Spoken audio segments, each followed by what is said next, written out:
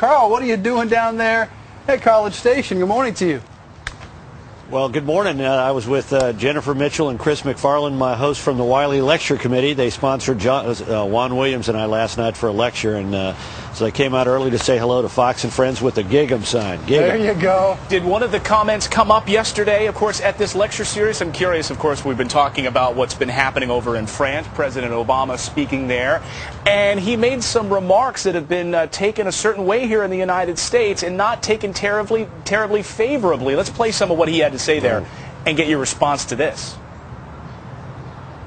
In America, there's a failure to appreciate Europe's leading role in the world. Instead of celebrating your dynamic union and seeking to partner with you to meet common challenges, there have been times where America has shown arrogance and been dismissive, even derisive. What do you think, Karl?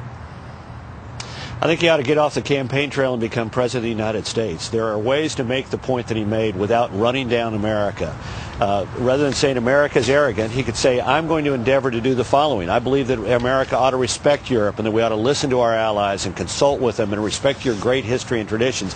There's a way to say this in a positive way. There's also a way to say it in a negative way. He said it in the negative way, and that's what's going to remain in the minds of a lot of Europeans. Even President Obama admits America is arrogant, and that's when they're going to stop listening and stop paying attention. This was a mistake. He should not have said it that way. And Karl, what's interesting is he went on to say, and lots of Europeans have had some anti-American sentiment. And his point was, to your point, a good one. It's better when we're allies than when we're enemies.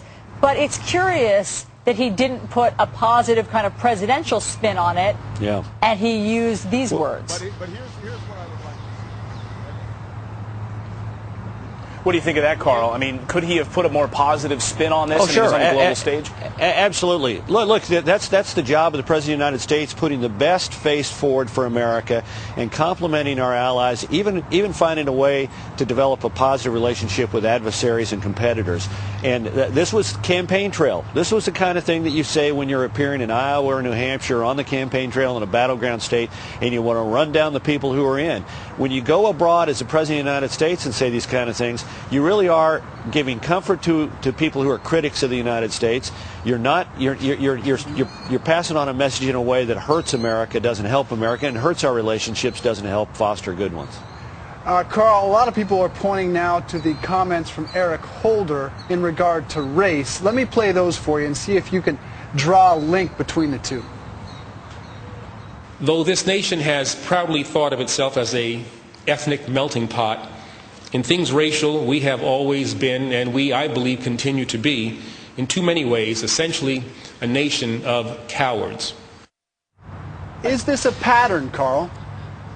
Sure, absolutely. Look, first of all, there is a strain of criticism on both the far left and on the far right that holds America to be basically a broken nation, and particularly strong on the left. And Eric Holder's comments were, I think, reflective of that.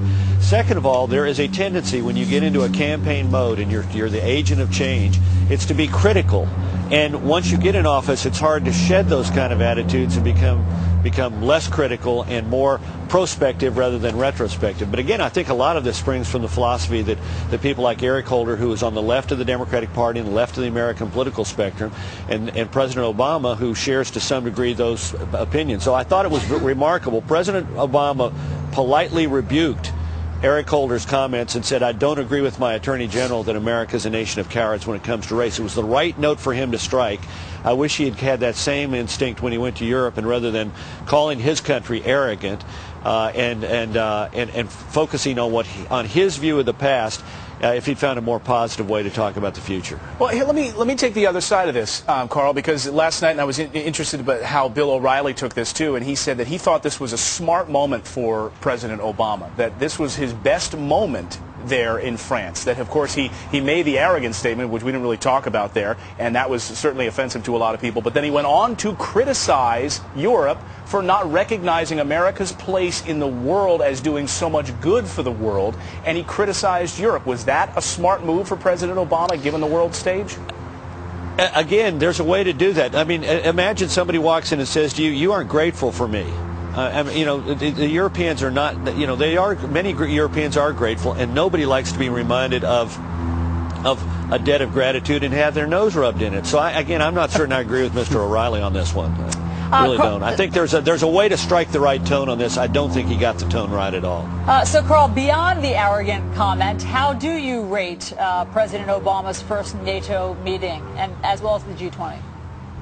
Well, look, I think he's had it from a public relations perspective, a wonderful visit to Europe with high-profile photographs and a strong message. The G20, I don't think was a success. His goal there was to have the Europeans endorse the stimulus package. They didn't. The NATO meeting is not a success. His hope was to have them support the combat mission in Afghanistan. They basically said, we give you our support, but we're not going to provide any troops or any combat capability.